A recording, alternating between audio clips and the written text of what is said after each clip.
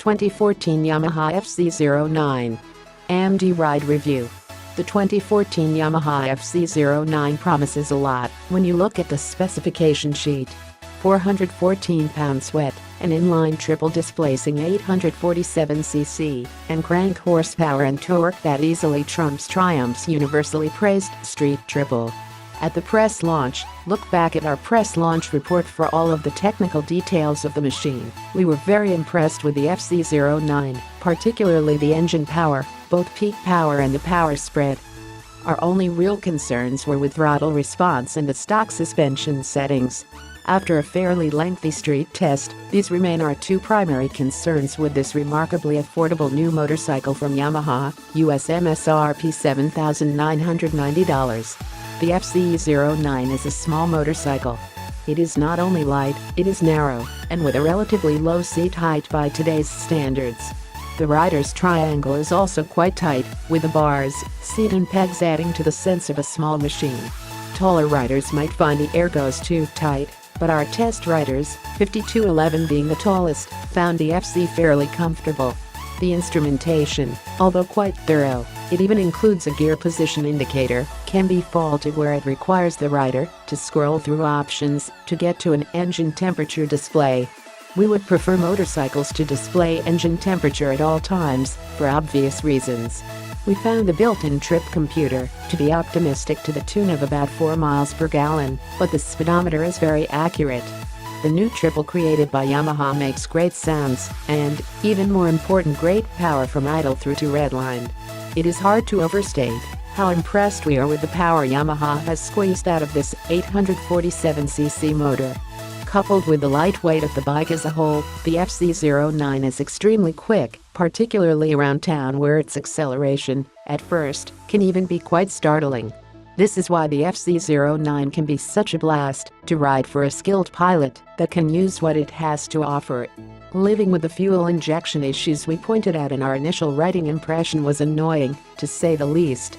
With 3 engine maps available, including standard, A and B, we frequently chose the softer power output of B, robbing the bike of much of its grin-inducing acceleration, simply because the standard and A positions were far too sensitive and abrupt in response to throttle position changes. Indeed, both standard and A are so sensitive that bumps transferred through the suspension to the handlebars can lead to very slight throttle position changes. The ride-by-wire throttle has a very light return spring and an unintended lurch forward or appearance of engine braking, depending on which direction your wrist moved. When you are in the mood to ride aggressively and you are in the zone, Map A is a blast, so long as you open the throttle sweetly, to borrow a phrase from Valentino. If you are just cruising around, however, Map B might be your best choice. Running several tanks of gasoline through the bike, our mileage varied from 38 to 47 miles per gallon, with an average in the low 40s. We found ourselves essentially maxing out the suspension settings, dialing in as much preload and rebound damping as the FZ09 permitted. Rebound was not quite maxed on the shock, just as Yamaha did with all of the press bikes on day 2 of the press introduction. This was an effort to get the soft stock suspension firm enough for fast, aggressive riding, and to work appropriately with all that engine power and quick throttle response. The stock suspension is simply too soft, particularly the fork. The fork springs are much too light, and even with spring preload cranked all the way down, aggressive riding could be too much for the front end to handle. Rebound damping becomes an issue as the spring preload is maxed out, as well.